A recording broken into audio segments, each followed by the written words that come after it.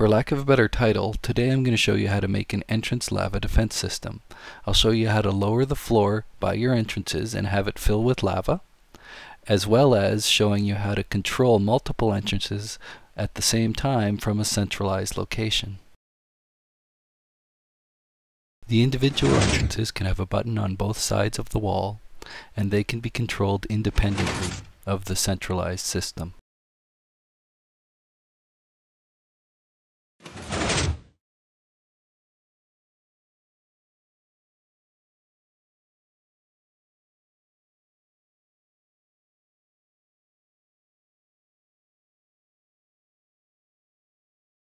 In this example, I have two buttons in the center that controls all four entrances.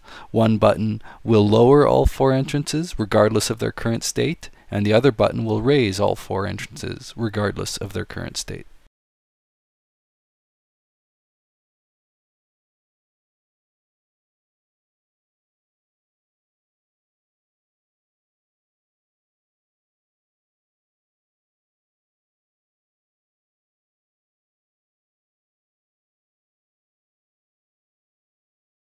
I will be making use of T flip-flops as well as AND gates in this tutorial.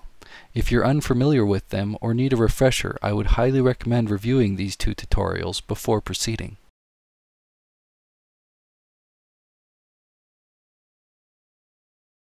Okay, let's get started. First, I'm going to place the 6 pistons that are going to be used to raise and lower the floor. Then I'll add 6 redstone repeaters, a T flip-flop, and then I will wire everything together and add the 6 blocks that will be raised and lowered. In this example I'm using clay, but in the example you saw at the beginning of the video, this would be the sandstone blocks that make up the floor that go up and down. We now have the complete mechanism for raising and lowering the floor. By pressing the button, it will toggle the output of the T flip-flop. The floor will either raise or lower. When the floor is raised, the lava you see in the video earlier would be in the 2 blocks to the left and right of the 6 blocks that make up the floor. And now I'm going to connect this individual door mechanism to the 2 centralized buttons that will allow me to raise and lower all of the door mechanisms at the same time.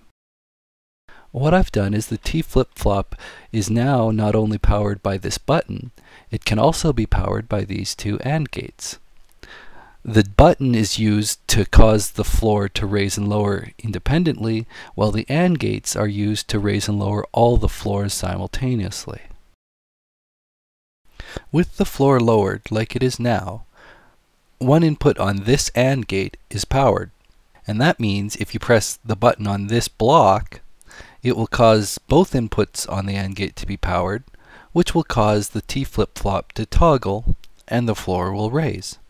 With the floor raised like it is now, the input on the other AND gate is powered, which means pressing the button on this block will cause the floor to lower. Because of the use of the AND gates, the up AND gate can only raise the floor and the down AND gate can only lower the floor. Now let's see it in action. I'll press the button several times just to confirm that the raise button can only raise things and the lower button can only lower things.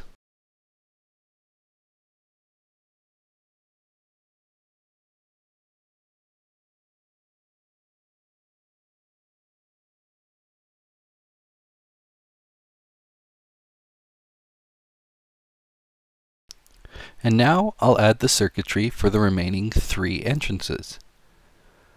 The circuitry is identical to the one I just built and demonstrated for you, so it's just a matter of copying it. Now here's the tricky part. Here's the wiring to connect everything together.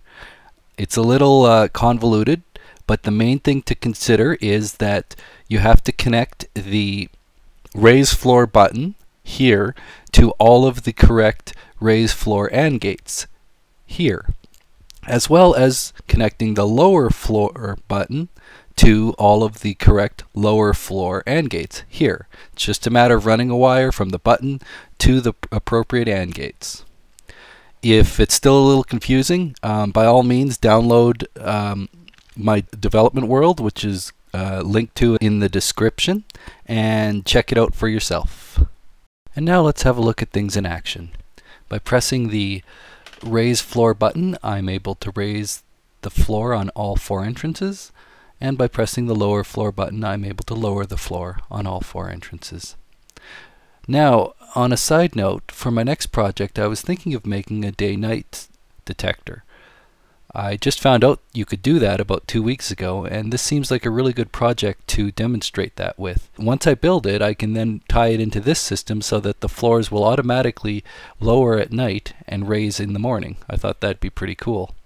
If you'd like to check out that tutorial once I get around to making it, why not subscribe to my channel so that you'll be notified once it's been posted.